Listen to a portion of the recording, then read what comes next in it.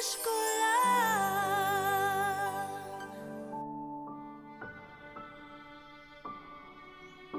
Ito na ngayon ang 72 taong gulang na si Aida.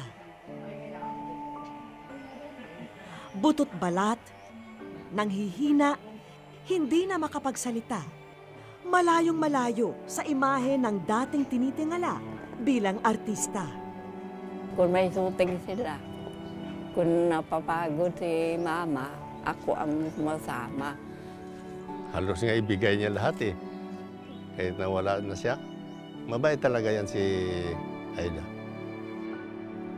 Naging matapang si Aida na talikuran ang karangyaan at kasikatan nang pumasok siya sa pagmamadre.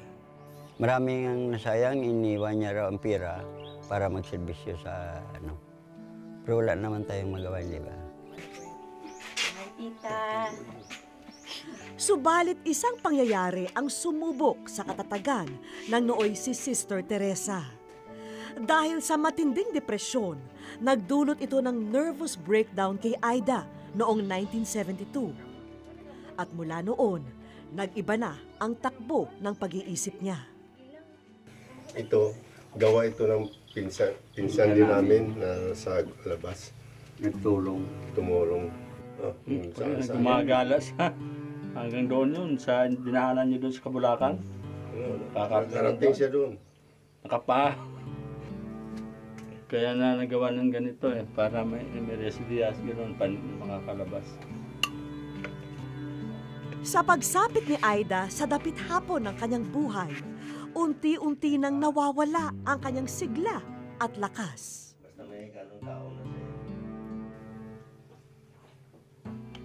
At sa yugtong ito, ibinabalik ng kanyang mga kapatid ang kanyang naging kabutihan.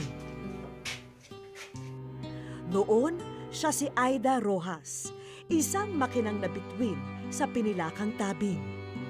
Noon, siya si Sister Teresa, isang madring dating artista. Pero ngayon, mahina, kaawa-awa, ang dating kinangat lakas ay naglaho ng parang bula. Muli kaming nagtungo sa tinutuluyan ni Aida. Kasama namin si Dr. Seneres mula sa City Health Office ng Escalante. Aida, no? Aida. Kumusta ni sa Serga? Ipaluyan, nag-ibisa? Mga 2 buwan. Wala pa nga siguro 2 buwan. Sige, check ko lang ha. Hi, ma'am. Aida. Check this na. Okay.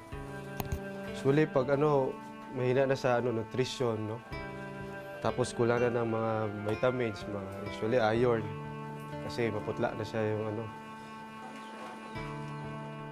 Makabubuti raw na sa lalong madaling panahon ay madala si Aida sa ospital upang mabigyan ng kaukulang lunas ang nangihina niyang katawan. Namin itong linggo, di kaya namin talaga dyan sa Kailangan nila dugo yung... Para Posible, oo. Kung ano naman doon sa... Advice ang sa doktor dyan sa bato, na kung dalhin lang dito, kami na bala. Pero kung muna mga ilang araw, okay na sa amin yan.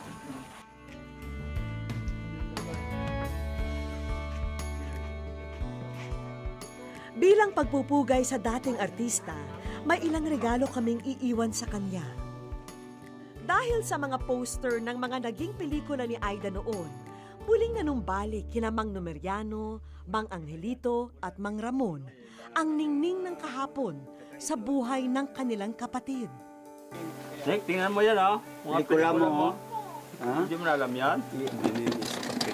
Oo. Silang nababahay sa degdeg, oh. Kita mo?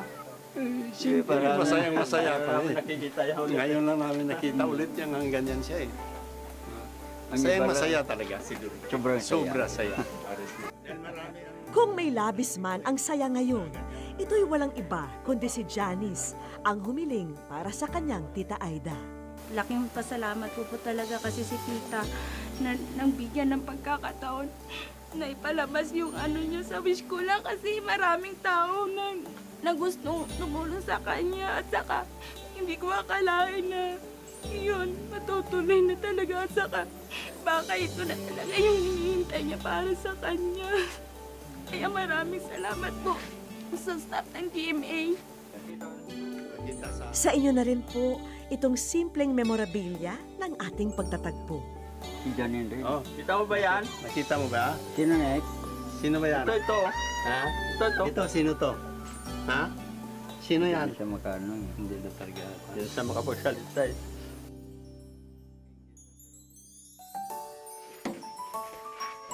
Ito ang wheelchair talaga ang malaking naibigay na tulong ng Kapuso sa kanya. Dahil malabas namin sa palagi, maka ng fresh air, gano'n. Kasi palagi siya nakaiga doon eh. Ang pakay namin sa pagbisita kay Aida ay para makamusta ang dating artista. At higit sa lahat, ang matupad ang kahilingan ng kanyang pamangkin na mapasaya siya. Pero nitong kinagabihan lang ng Biyernes, tumawag ang kanyang kaanak at ipinaalam sa amin ang isang malungkot na balita. Pumanaw na raw si Aida Rojas. Dekada ang lumipas at nawala na siya sa harap ng kamera. Ibang imahe man ang ating nasulyapan, naway naging bahagi pa rin siya ng ating nakaraan. Dahil minsan din niya tayong pinaiyak, pinatawa at pinahanga. Mula po sa wish ko lang, kami po ay lubos na nakikiramay sa mga naiwan niyang mahal sa buhay.